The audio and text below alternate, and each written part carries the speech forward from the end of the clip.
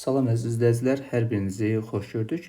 Bugün Güvən nəşrlərinin 19 aprel tarixində keçirilmiş olduğu sınaq imtahanından 9-cu siniflərin ingilis dili suallarına baxaq. 3-cü qrupun suallarıdır bu, amma suallar hamısı eynidir, sadəcə yeri dəyişik ola bilər. Biz 41-ci sualdan başlayaq, mətn sualından. Kanala abunə olmağı da yaddan çıxarmayın. 41-ci sualda bizdən mətn nə haqqındadır sualına cavab lazımdır. Cavab bu da D variantı olur. Əgər mətnə diqqətlə baxmısınızsa, cavab Claude Monet'in həyatından və onun rəssamlıq üslubundan danışır. Ümumi mətn ondan bəhs edir. Cavab ona görə 41-də D variantı.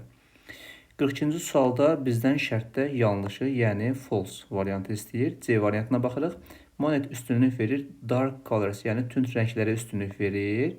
Amma baxın, mətndə belə bir şey var. He did not like dark colors. O tünd rəngləri xoşlamır deyir. Amma C-də deyir ki, üstünlük verir. Prefer belə deyək, üstün tutmaq deməkdir və bizdən yanlışı soruşurdu. Ona görə 42-də C variantı.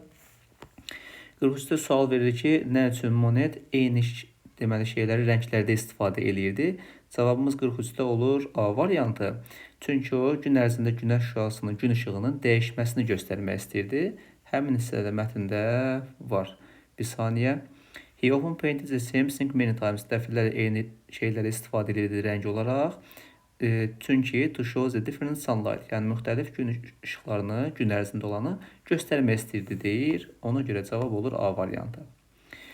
44-cü sualda Monet'in əsərləri yüksək dərəcədə dəyər görür bugün. Çünki Y-yə baxırıq. Onun əsərləri indi muzeylərdədir və milyonlarla deməli onun bağçasına milyonlarla insanla cəlb edir deyir. Həmin hissəni mətndə göstərməyə çalışaq. Sondan ikinci cümləyə baxırıq. Today his paintings are in museums all over the world. Millions of people visit his old house and garden every day. Yəni milyonlarla insan onun evinə və bağçasına hər il gəlir deyir. Ona görə 44-də oldu cavabımız Y variantı. Deməli 41D, 42C, 43A, 44Y düz dedik. Getdik növbəti suallara. 45-ci suala. 45-ci sualda verilən cümləni bizə passivə çevirmək istəyir. Rahat bir sualdır.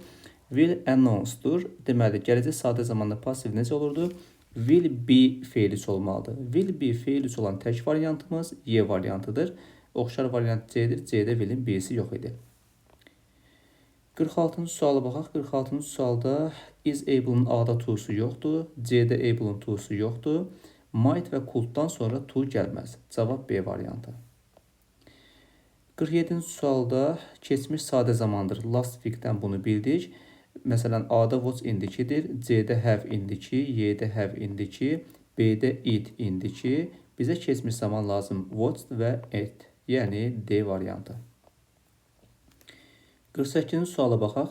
Deməli, qaydaya əsasən bilirsiniz ki, bitmiş zaman plus since olurdu və plus keçmiş sadə zaman olur.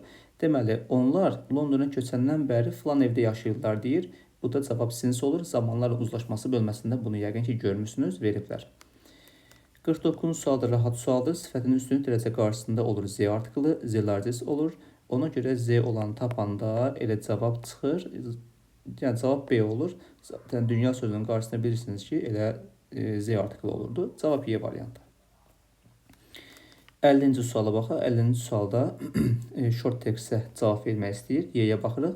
Maya öyrəndi yeni bacarığı öz kampı ərzində. Baxaq. Deməli, salam nənə deyə məktub yazıb. Sonda yazıb ki, sevgilərlə Maya və ortada belə bir şey keçir. Yesterday I learned how to row a boat. Dünən mən qayaq sürməyi öyrəndim deyir. Y variantı olur. Avar çəkməyi deyir. Və aşağıdan da, yuxarıdan da görürük ki, yay kampına gedib, deməli nəvəsi üzməyə falan gedir və s. Yəni bilirik ki, kampdadır. Y doğru cavabdır. İndi vaxta görə səhvləri göstərmirəm. Zaten düzü götürəndə yəqin ki, digərlərin yanlış olduğunu bildiniz.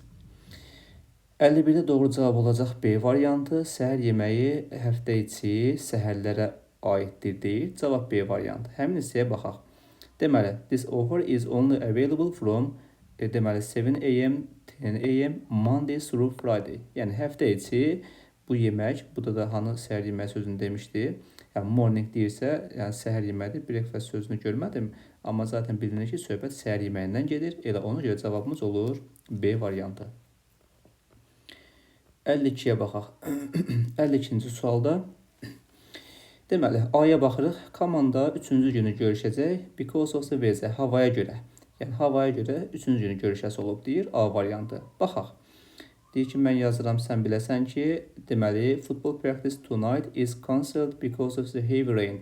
Deməli, ağır yağışa görə iptal olunubdur. Deyir ki, məşqçi deyir ki, onun yerinə eyni vaxtda 3-cü günü görüşək.